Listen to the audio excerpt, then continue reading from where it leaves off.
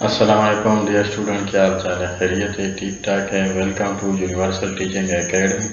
Universal teaching academy के platform से मैं computer science 10th class course के लेक्चर नंबर 7 के साथ हाजिर हूँ।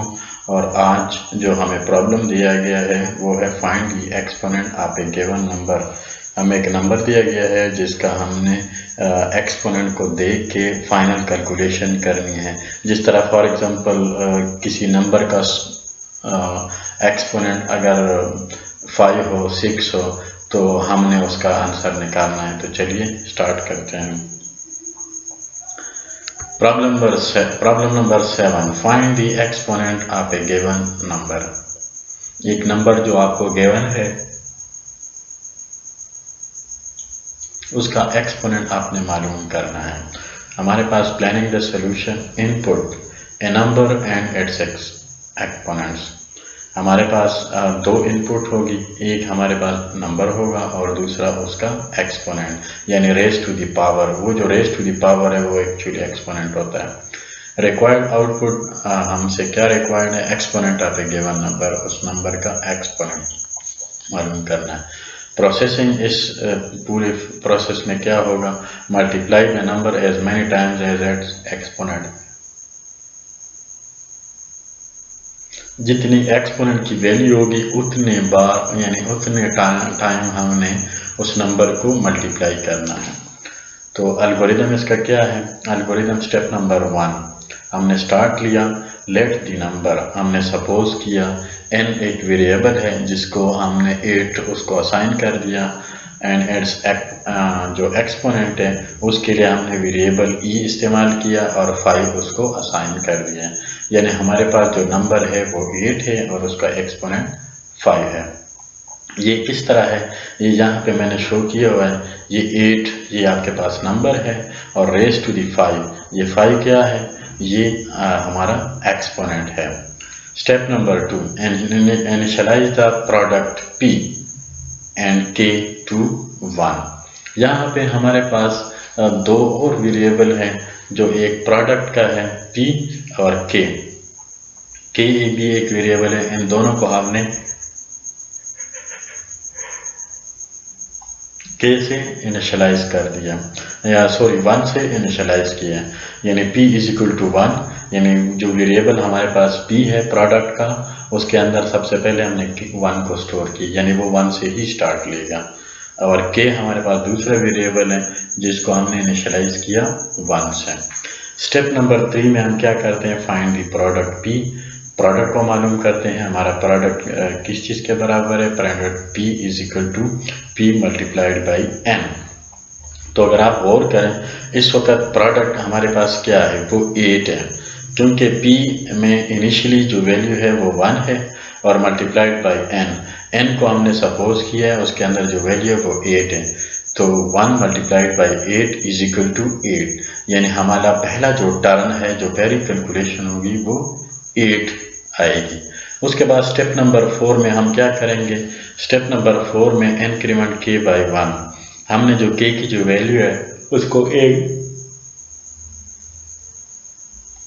उसको एक बढ़ानी है, यानी उसके साथ 1 को इंक्रीमेंट करना है। तो k is equal to k plus 1। k की पुरानी वैल्यू थी 1 और उसके साथ 1 ऐड हो गया तो k की अभी नई वैल्यू 2 बन गई है। अभी हमने क्या करना है? अब स्टेप नंबर 5 पे चलते हैं। Check if the value of k is less than और इक्वल टू e। हमने फिर k की जो वैल्यू है उसको चेक करना है और ये देखना है कि जो k की जो वैल्यू है क्या वो e से कम है, e से कम या जो हमारे पास जो k की वैल्यू है, जो हमारे पास इस k की जो वैल्यू है, जो k की वेरिएबल है, इसको हम e से कंपेयर कर रहे हैं। यानी e जो हमने लिया था 5, तो हम इस k को चेक कर रहे हैं कि क्या वो e के बराबर या e से कम है। जब तक ये कंडीशन ट्रू है तो फिर हम क्या करेंगे? हम स्टेप नंबर 3 पे जाएंगे और फिर मल्टीप्लाई करेंगे। यानी for example k is equal to k plus 1, तो हमारे पास 2 आ गया है। तो हमने क्या करना है? हमने स्टेप नंबर 3 पे जाना है और सेकंड टाइम पे भी, यानी पहले 8 था तो दोबारा 8 से मल्टीप्लाई करना है, दोबारा 8 से मल्टीप्लाई करना है, क्योंकि हमारे पास जो k की वैल्यू है वो अभी e से कम है। अभी हमने फिर इसको इंक्रीमेंट किया तो k हमारे पास इस वक्त 3 आ गया, तो यहाँ पे 3 चूँकि k की जो वैल्यू है वो e से कम है, यानी 5 से कम है, तो हमने फिर स्टेप नंबर 3 पे जाना है। तो 8 मल्टीप्लाइड बाई 8 और मल्टीप्लाइड बाई 8, यानी 8 को फिर से मल्टीप्लाई करना है 8 के साथ। तो हमने ये काम करते जाना है तब तक जब तक k की जो वैल्यू है वो e के बराबर या जब तक जो k की वैल्यू है वो e से कम हो या उसके बराबर हो। तो हमने ये काम करते जाना है, जब k की वैल्यू e से एक्सीड कर जाए तो फिर हमने स्टॉप करना है।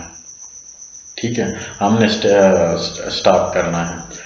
उसके बाद ये जो है k less than or equal to e, then go to step number 3, यानी k की वैल्यू अगर जो e है जिसके अंदर 5 इस वक्त स्टोर है, जब तक वो 5 से एक्सीड नहीं करता तो हमने स्टेप नंबर 3 से शुरू करके स्टेप नंबर 5 पे चले जाना है, यानी स्टेप नंबर 3 से लेकर स्टेप नंबर 5 तक चलते जाना है।